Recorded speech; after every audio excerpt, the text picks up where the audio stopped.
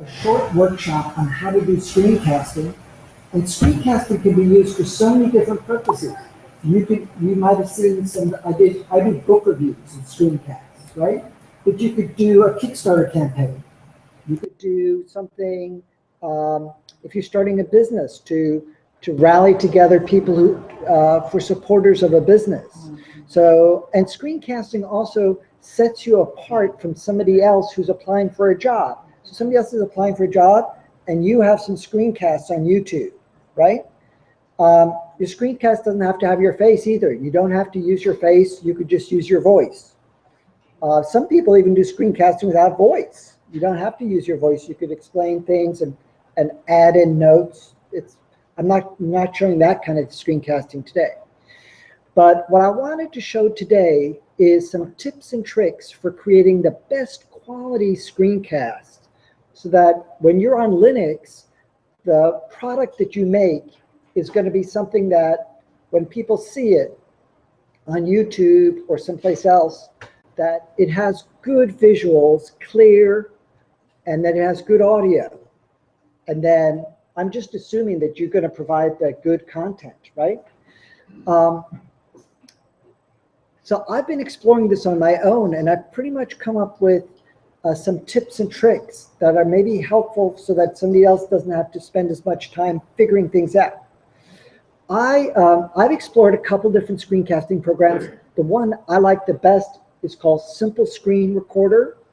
There are other ones that also work well, but this is the one that I think, even though it's called Simple Screen Recorder, it's got very nice features to it. And this is the one I wanted to show you today. It's worked really well for me. Yes. Phil, what other ones did you look at? I used to be using Record My Desktop, GTK Record My Desktop. Very nice.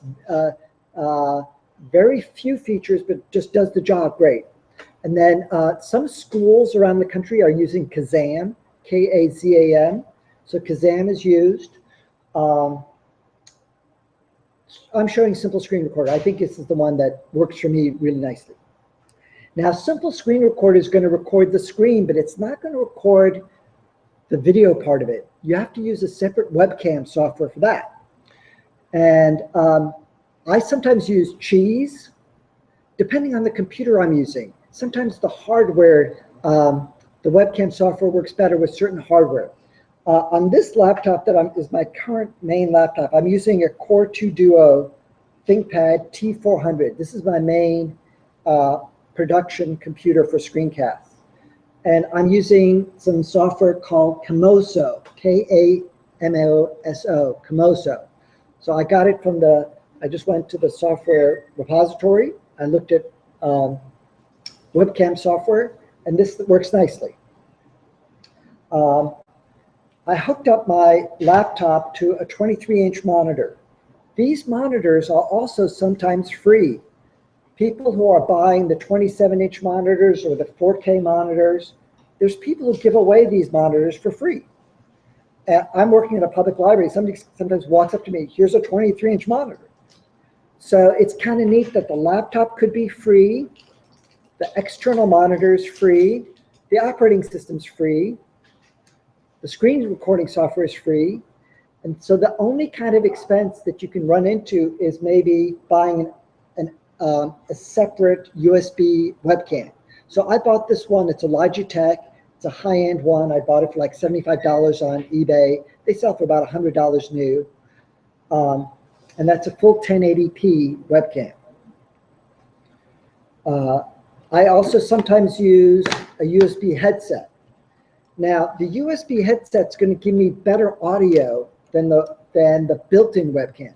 There's 4 different quality audios that you could have in a screencast that I've figured out.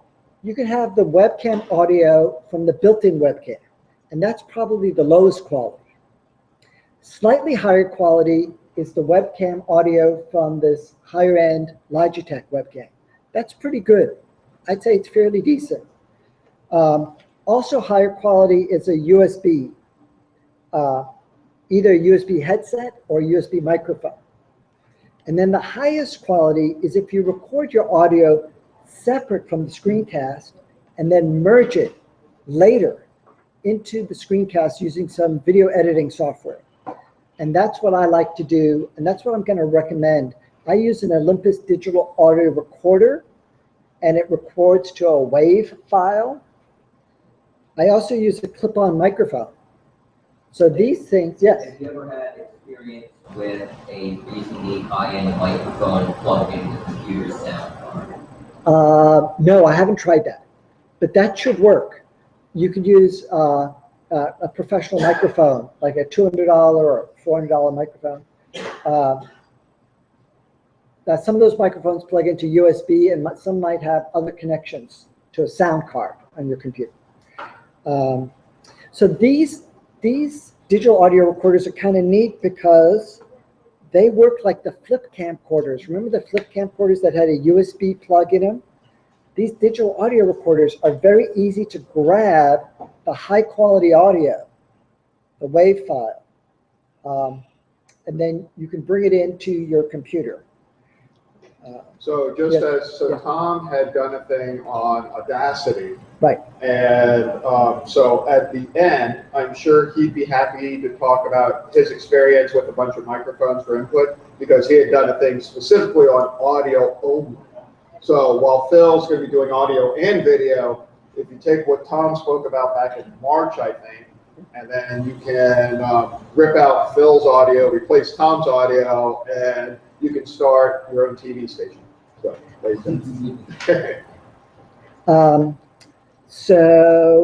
I think the most useful tip I'm going to give you today is maybe in the next sentence.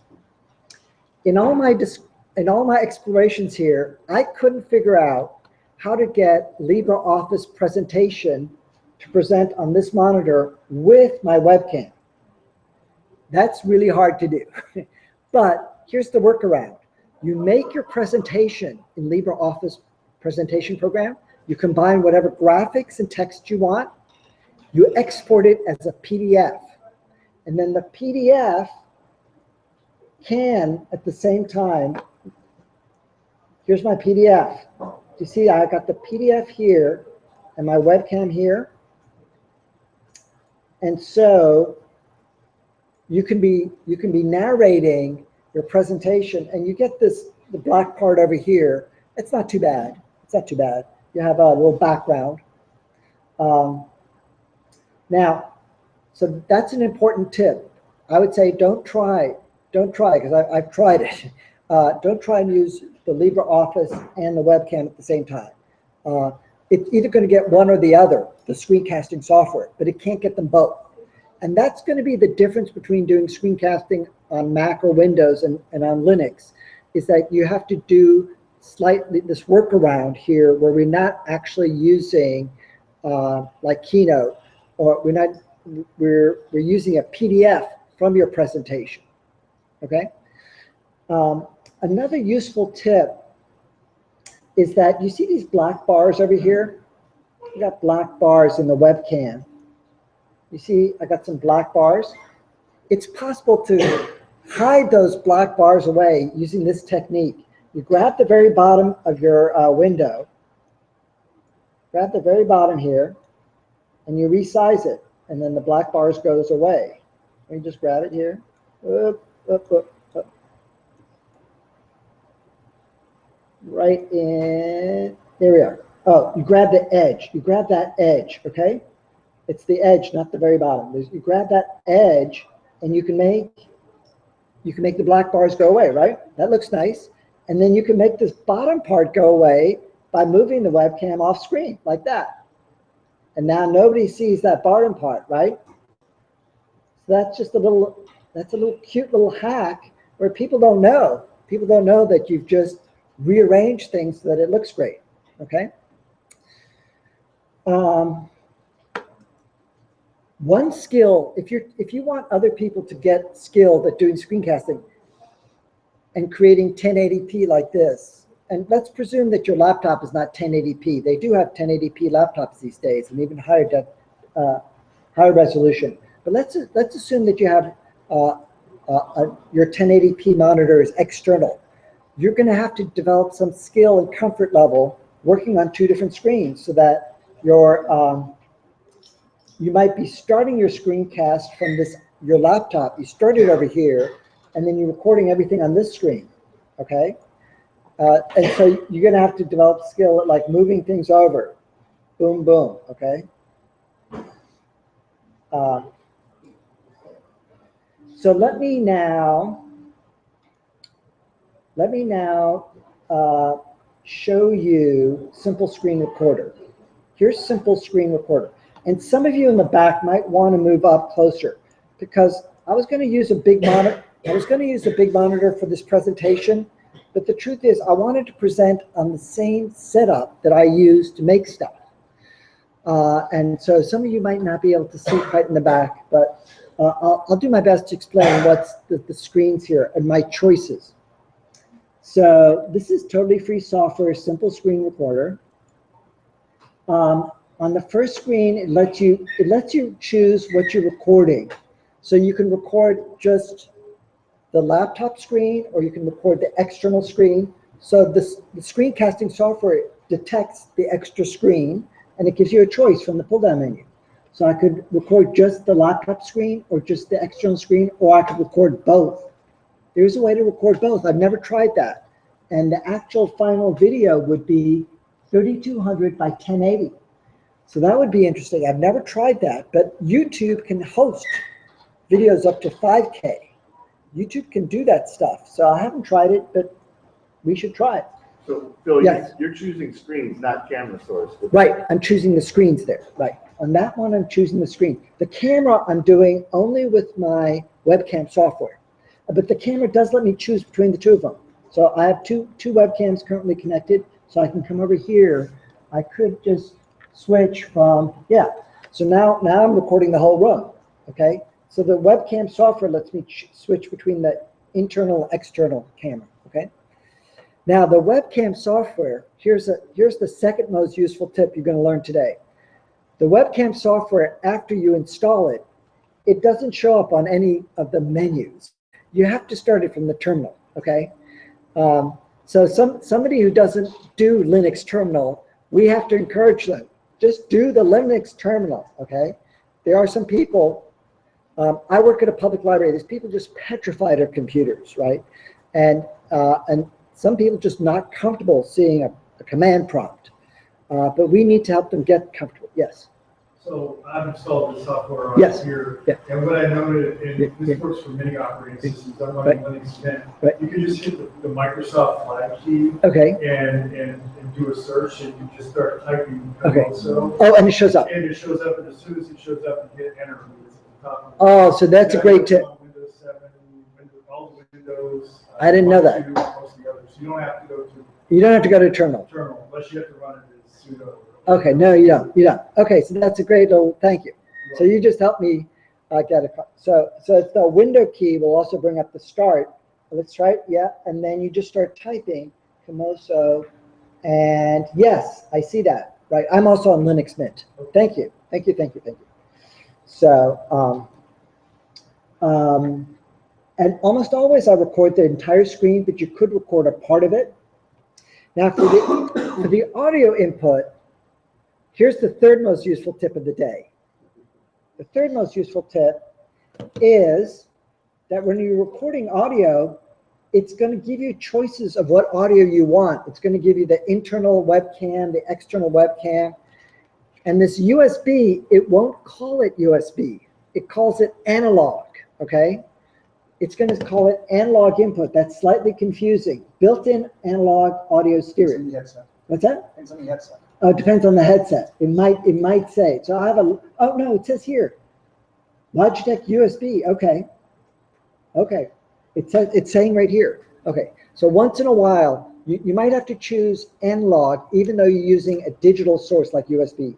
Yeah. I would say what I do, and you put all these devices in, you have like 50 different USB ports, test them out before you start. Figure out which port does what before you start anything. You make a test recording, make sure everything sounds right. That's the only way I figured it out. The other thing that you may be able to do, it depends on your desktop manager. If you have Google Hangouts set up, if you start something, there's a drop down where you can choose the audio input. and that will help you also potentially find it. Now, the other thing that I will tell people is I have learned, I have currently now only 3 Google accounts that I'm logged into simultaneously at all times. And sometimes when I go to do a hangout, even though I'm not hanging out on my primary, you have a primary account and everything else is secondary.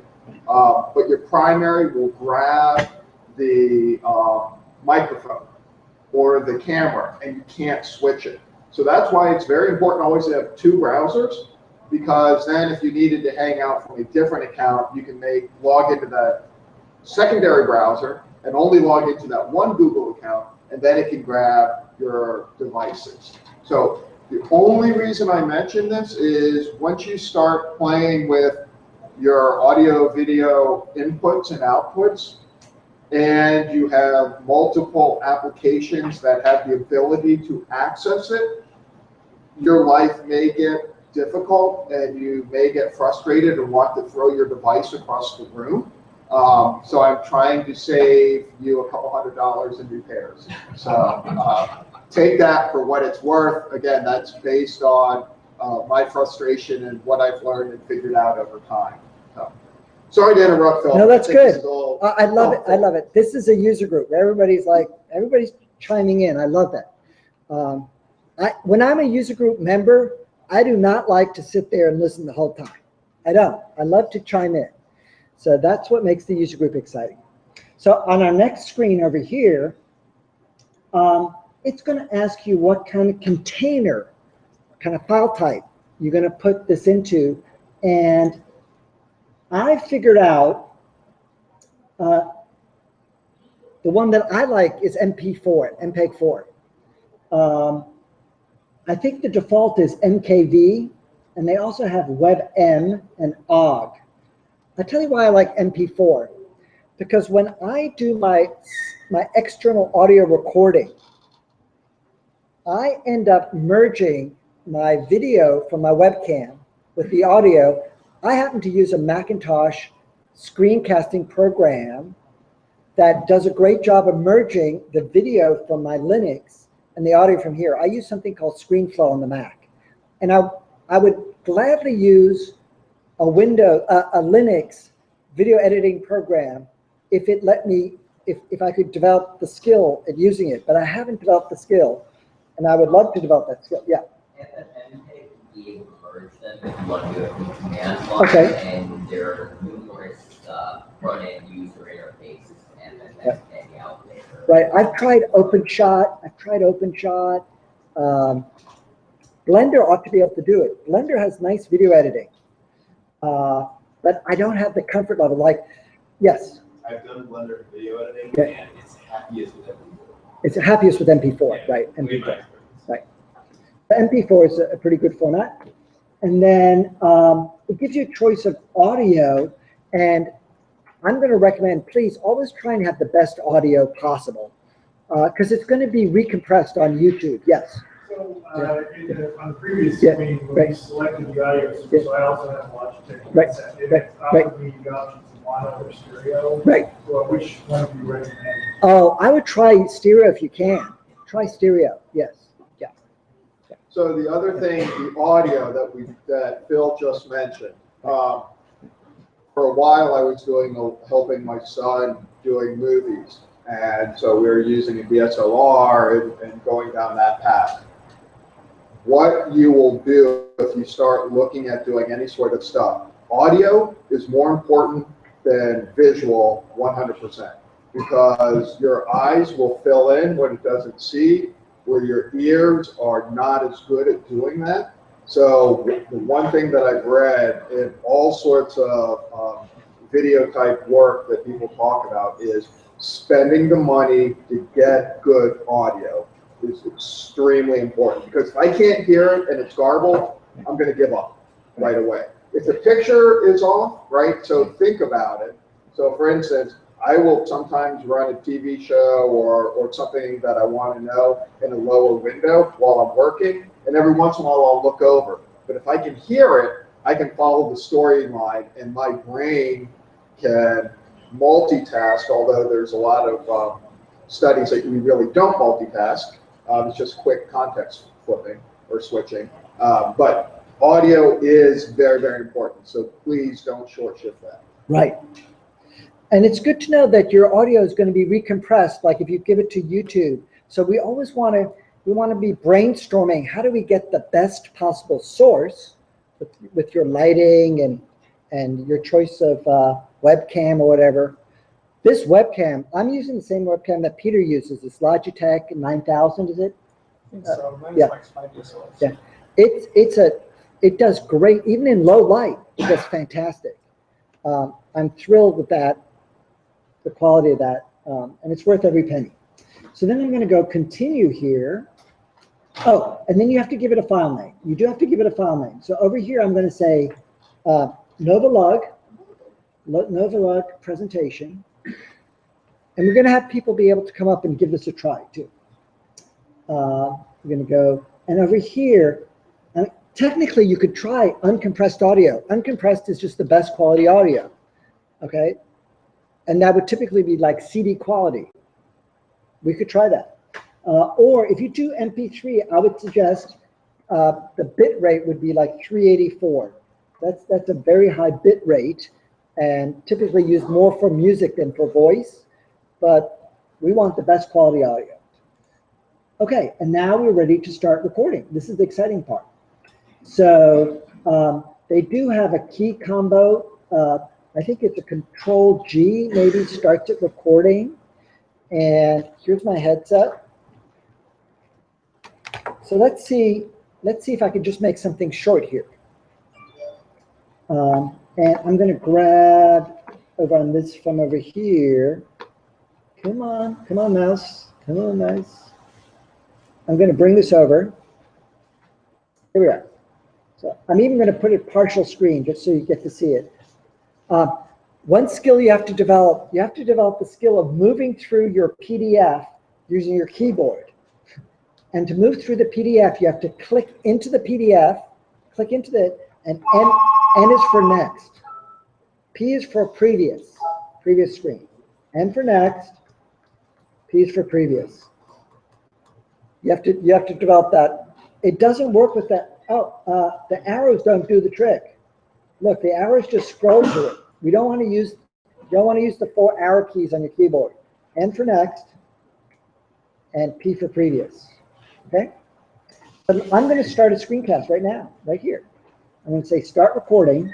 Good. Right now I'm recording a screencast. And I'm using the internal, which is not so typical for me. I'm using the internal webcam. And this screencast is just going to be short. I'm going to move this around the screen a bit.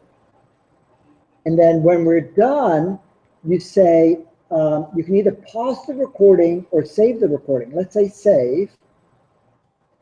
Okay, good. Now the screencast, I come over here on my computer over here. I'm going to the home folder. And let me bring up this. I'm looking for the NoVALUG. Here's the NoVALUG. I'm bringing, let me just, I'm going to right mouse click and open it up in VLC. Everybody loves VLC, right? My mouse button doesn't have, this is a broken mouse, but that's okay. Let me bring it over here. Okay, here we are. Let's see how we play it. Are we getting any audio? I'm getting 0 audio. But the screencast was recorded. So that's interesting. I'm not quite sure why it's getting 0 audio. It might be, remember when I was showing you, I was recommending that, yes. So I had that problem. I don't know, did you select the source in the audio control panel? So when you hit the flag key and type, what was it called? Audio, I think. Oh, It yes. pops up and you have to select. Oh, you have to select, microphone okay. on your headset. So yes, you'd have to go to the control panel. Now on Linux Mint, the audio control panel is not under settings. It's under the multimedia folder, okay? Which, so let me come over here. So I got 0 audio here, but the video showed up nicely. So let me come back over here. I'm gonna hit the Windows key. Why don't we call it the penguin key? We can call it the penguin, yeah. Okay. The penguin And key, if you yeah. type sound. Yeah. If you type the word sound, it'll pop up. Sound control panel. Thank you, thank you, thank you. See, isn't it interesting? I'm learning so much. Here I am as the presenter. Sound. Select the input tab. Let me just try and see. I'm going to go straight to the multimedia folder. Hold up. That's where I know it. And they call it volume control. On Linux Mint, they call it volume control. And under input, yeah, I'm getting a signal. I'm getting the signal from I don't want that webcam. Remember the webcam is, yes, it's one of the worst audios you can get. Yes. So if you go, you have to select the right source. Right, you have I'm to having choose- that exact problem. And I'm yeah. like, why is my audio so low? So Yeah. you go to the sound control, so you just. Inputs. You go to inputs, right? Inputs, right. Now, then on the left should be a list. Right now it says port microphone, port, let me try this one, built-in audio. Yeah, okay. I'm gonna try this again. Mine says microphone, Logitech, USB headset. Okay, it's not showing up here. Oh, it is saying, yeah, Logitech headset. Okay, let's try this. Select it. Yeah. So anyway, this is par for the course, where you just have to dabble around with some of the settings sometimes. And that's the reason I'm making this presentation today, is that if you have the patience to dabble just a bit, you can end up with a product that looks as good and sounds as good as something that you would make on Mac or Windows, but you made it all using free software, which I think that's just so exciting. I think it's just so exciting that your product can end up looking the same. You just have to be able to handle some of the frustration, the minor frustrations, the kind of technical things. So let's try this again. We're going to try another screencast. Here we go. And a simple screen recorder makes it very easy just to start a new one. They make it very easy. You say back here, good. Headset here, Logitech headset. Okay, next. Okay, and I'm just going to overwrite. Yes, I'm just going to overwrite. So here, I'm going to start recording. Here, I'm starting to record. Put on my headset, and I just move this around on screen. Now, you could also have your web browser and a bunch of different tabs open so that you could be explaining stuff, the different websites, web services. You can explain your computer programming. I did some volunteering over with the Coder Dojo over in, I think Coder Dojo DC, they called it. It was in Silver Spring. There was a second grade girl making a presentation about her Python programming project. It was the most wonderful thing to see. Not only was she doing Python programming, but she was explaining why she was enjoying it. And now she didn't make a screencast that day, but I can tell you, if her dad or mom had her doing screencasting, there's a college that wants to give you a complete scholarship when they see your second grade Python programming project, So here we are. I'm done here. I'm going to say save. Good. Then I come over here to my home folder. It gets saved right into the home folder. It doesn't even go into your videos folder, right? It just gets dumped into the home folder. And here it is. And let me come over here. Let me see if we got audio here. Maybe we did, maybe we didn't. Do I have everything plugged in? Okay. Oh, do you know what? It might be throwing the audio back out through here, right? So I'm not too flustered because I've gotten this to work great for me, and I'm just showing you the process. Sometimes you have to get in there and change some of these settings, and of course, there's everything you have to adapt when you're doing it on a presentation. Right, yes. Now, I need you to think about this. If there was a public library that set up a small little room, like a screencasting room, they could have all the equipment and everything just set up so somebody sits down, boom, and they could do their screencast, and the directions would be very clear, and the person would not have to have technical skills. Or if they didn't have the technical skills, there would be a high school student that they can rent for $12 an hour who's going to be their tech person for their screencast. But I think we need to think of the public library as the place for making media, not just reading stuff, but for making stuff. And I'd like to see the libraries both loaning out computers for people to do screencasting at home, teaching workshops like I'm teaching today, but then also having a booth. I went to visit the Princeton Public Library, Princeton, New Jersey. They have a Skype room, free. You want to do Skype? There's a computer set up with Skype. So just that, it's a wealthy community. They have that ability and they have the space. But I need you to think also that our public libraries, they do not belong to the librarians. Those libraries are our libraries.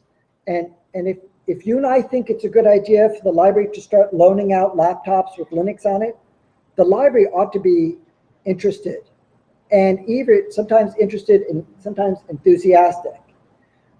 Yes? How can we help with that? That's a great question. I would say, as a next step, and I'm totally on board in doing my part too. I'll go make presentations anywhere of what I'm doing today.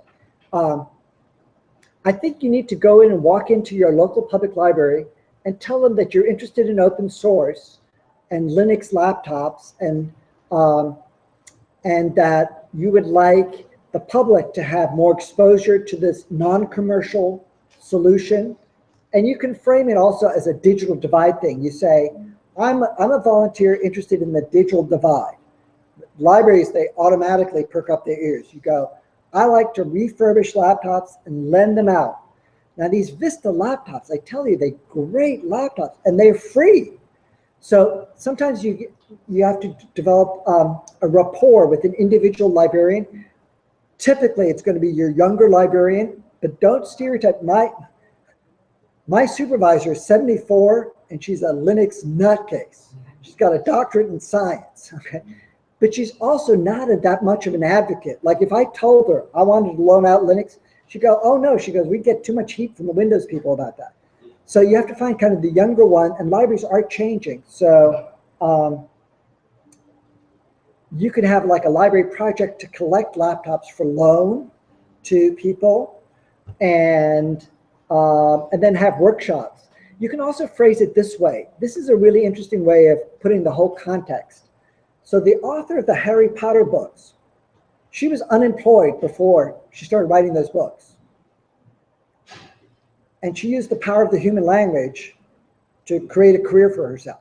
What we want is we want to put a Linux laptop into the hands of somebody who's unemployed. We want to say, we want to teach you something called screencasting. And screencasting lets you tell your story, whatever the story might be. And your story could be fiction or nonfiction, but it has graphics, audio, and sound, and it could have your voice or it could have your voice in picture. And for some person out there, they're gonna be formerly unemployed, and they're gonna have a Patreon website. Patreon is a website where when you make a YouTube video, you can get supporters who pay for your next YouTube video. Patreon.com, it's great. So somebody who's employed, they can be a producer. So we'll chat afterwards. But I think it's time that geeks, we need to have a bigger role of bringing our talent to the public library system. And also, not, if one person doesn't want to run with our ideas, we just find somebody else. Because I can tell you, there's other libraries around the country doing amazing stuff. There's libraries lending out ukuleles, you know? So different libraries are doing stuff. This is a very transformative age we're in. And so I have heard that the Fairfax libraries are not all that good on Linux and tech. I used to be, yeah. Recently responded to a survey from Fairfax County Library about what services they wanted. Right. And one of the things that they suggested was like 3D printers, right, things like that. And I said, yeah, let's do that, because I understand Arlington County is doing. Let me tell you, Arlington, they get it. Arlington gets it. Arlington gets it. Arlington is wealthier than that. The local one in Stafford has a whole 3D lab. You can make a lab in there.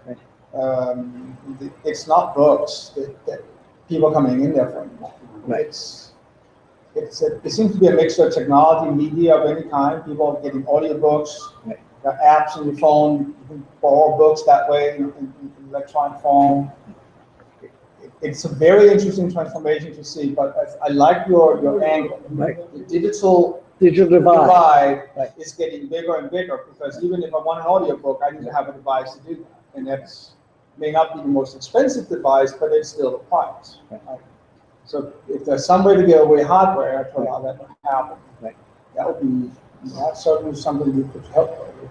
Yeah. So sometimes you just need the name of a project. You say the Linux Screencasting project, and then you can sometimes work with the Friends of the Library group, because the Friends of the Library, they might have some money if you need seed money. If you need seed money to go out into eBay and buy 5 Vista laptops, the Friends of the Library might help with that.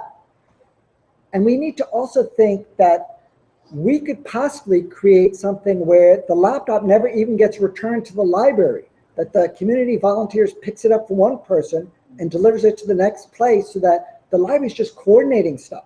We don't need shelf space, you know? And that's a big concept, you know, maybe we don't need the shelf space because we just want people making stuff. Back in the 1992, 93 timeframe, before the web really had hit, networking was starting to be the big thing. I was on a listserv from George Washington University, and there was a guy who was posting regularly, and he was a graduate student in library science. And he was pushing this thing, and his position was, he said, the big problem in the network these days is finding stuff. And who is better qualified to help people find information than librarians? And so he was pushing things like hypertext and stuff like that back before hypertext really had taken off. I thought it was quite innovative. There is also an outstanding book that people should check out. It's called Expect More from Your Public Library. That's the name of the book, Expect More. That when you expect more things happen. It's a totally fabulous book written by a professor of library science. So let me try and think if there's any other tips that I wanted to pass along. And I'm not even sure if we have it working here. Let's try one more time. But I'm not too phased because you saw did some of you see the 2 sample ones that I had listed on the website? One of them, the first one was recorded with this headset, and the audio was good, but not that great. And then the other one was recorded with a Olympus digital audio recorder, and that was better, right? The Newer Tribes book. I was very serious. I worked on that thing for a month, that book review. Yes? What's the brand of that digital audio recorder? Olympus. I think Olympus. This is Olympus. And I like the ones that, there's a bunch of them on eBay. I buy the one called the Olympus WS802. The 802 for me is, it's got the very easy flip out USB, and it records to a WAV file. So that's what some of the other ones, some of the other Olympus, they record to a Microsoft format. It's usable, the audio is usable, but you have to convert it. I mean, and there's websites that convert audio. Yes. What sample rate you use on wave files? So you can record a wave file like full stereo, 22K or 44K. Yeah, I use. They don't. These recorders, the Olympus consumer ones, they don't give you a choice of the. It just does CD quality audio, 44 kilohertz, 16-bit. You could go one higher. There's the Zoom. Zoom makes a very nice audio recorder that's professional, right? So yeah. You mentioned a couple of recorders. You mentioned one Mint, so I want to mention something that may not be available on Mint, but I use GNOME a lot.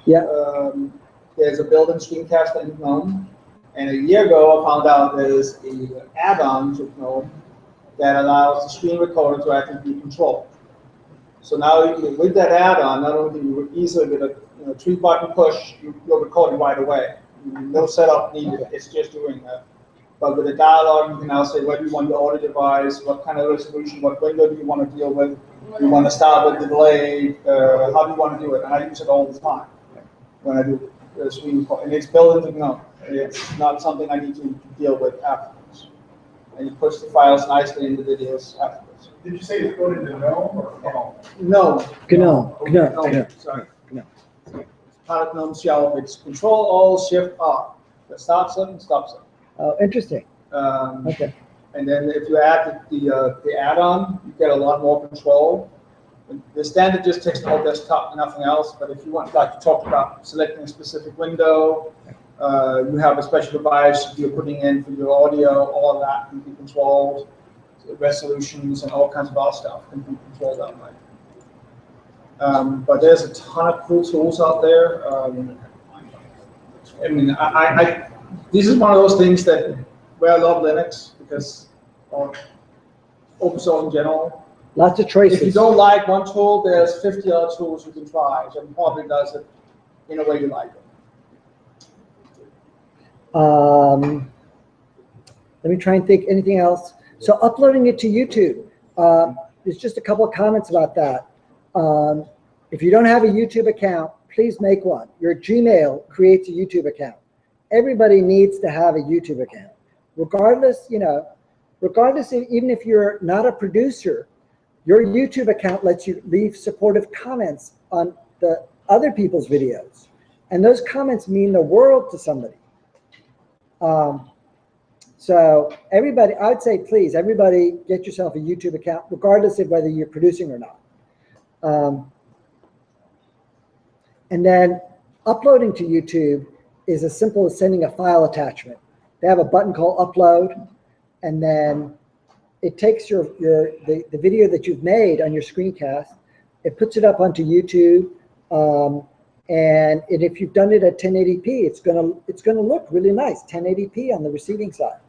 I've just started experimenting. I have a 2560 pixel monitor, 27-inch monitor. So I've just started doing some screencasting on bigger monitors, and it's just delightful because you got so many pixels. The kind of storytelling you could do. You could have a children's story. You could hire somebody to do. I write children's stories for fun. You can hire somebody to do the illustrations in Inkscape. So you have gorgeous SVGs that look as pretty as things that Dr. Seuss drew, And then, so you add the graphics, you can put in your own narrative audio or hire somebody to do the narration for you. But the possibilities are just so big. I think it's worth developing both the skill and the hobby of doing screencasting and to show other people. Especially, this is a good quality Sony microphone that I got way back when. They no longer make this one, but this has a huge bass. And if you're showing this to some youth and you're showing them that they're recording their voice and that their ideas and their text and their graphics, and it's presented with a nice big booming speaker, you're actually changing their mind by making them feel like a powerful producer. I remember when I was teaching Google Sites to a 3rd grade girl, and she's from Ethiopia. I was showing her how to make a website, and she said, well, that's kind of interesting. I said, by the way, your website, you see this Android phone? I'm looking at your website now. I said, why don't you change your website? I said, why don't you change your website? And then it changed on the phone. And like, it just blew her mind that she was controlling the web from her website. Like, it was hard for her to comprehend when she was looking at the screen that this was the web, because it was just her screen. But when I showed her my Android phone with her web page on it, and that she changed it here, it changed it over here, she was just blown away. And it was so interesting that I gave that learning experience to this 3rd grader because she had trouble with spelling. But now she had a motivation. She was now she was a web producer. She could write stories, and she had a global audience. And she understood the power of the global audience. So she had a motivation to want to learn to spell because she now knew how to make web pages. But it was neat. I think it was only with that Android phone that the light bulb really went off. And so also, if you have a nice big speaker, that can also be a big deal when somebody's producing something for the first time. You go, this is your voice. Here's your text, you know. I think this is a time where I'd like people to have a chance to go around. Yes, do you have I something? have one question. Yes, go ahead. Yeah. So I installed the Komodo software. Yes, yeah. And I was having a little bit of trouble with it. That the buttons, there's no icons on the buttons. You can Right. sort of mouse over them. Right, yes. It looks like it's not quite working right. It also looks like you can't actually save files or. Oh, no, you can't, right. I just use it for viewing. I just use it for viewing. Right, yeah, I just use that for viewing. The Komodo, right. It is very bare bones. That thing's very bare bones. The other thing, so we talked about YouTube. So YouTube actually does have a video editor that's built in. I never remember how to get there, and it always takes me 5 minutes to get there. Video manager. Yeah, under Video Manager, but yeah, there's a certain sequence that I never get right the first time. But it's helpful, and you can do some interesting things. So for instance, my wife had to do a presentation for her classes, and so she had to record. And what I would have her do is when she made a mistake, she would say something, and it was easy to cut out the gaps and to remove, the dead space and whatnot. So you don't necessarily need a fancy thing. It is possible to use the video manager under YouTube to do some light editing. You can also do videos or add soundtracks and the rest. So you can do a little bit more complicated stuff. And again, so the Google owns it, the Google owns the internet, so all your information is caught, resold, and whatnot, for all those who worry about it. If you speak in public or any of your thoughts are ever voiced, someone's listening and recording it. So don't worry about that in my mind, because all of your information is owned anyway. So I did try I did try using the YouTube video editor to merge my Linux screencasting with my high quality audio, and I found it difficult because the YouTube video editor is in the cloud, and they're not going to give you precision moving left and right. So that the worst thing that can happen with your screencast is when it's out of synchronization, and that can happen out of synchronization stuff. Yeah. I think this is the time of the meeting. I'd like people to have a chance to try out some screencasting. And how many stations do we have? How many different? We got one in there. Yeah, there's a station there. I mean, I can bring around my webcam and my USB headset. So hold on before you stop. A couple things. Yeah. So number one, I remembered the thing that I wanted to mention. So I had shared on the mailing list that NoVALUG had sent some information to me for people who want to make donations and to help out. So I sent that out, so everybody should have it. If you don't have it, you want to know what the heck I'm talking about, see me or drop me an email. So my name's Greg. You'll be able to find me out there. Anybody who knows how to use any sort of search engine can find me by typing in Greg and NoVALUG. I don't need to give or spell my last name because you'll find it.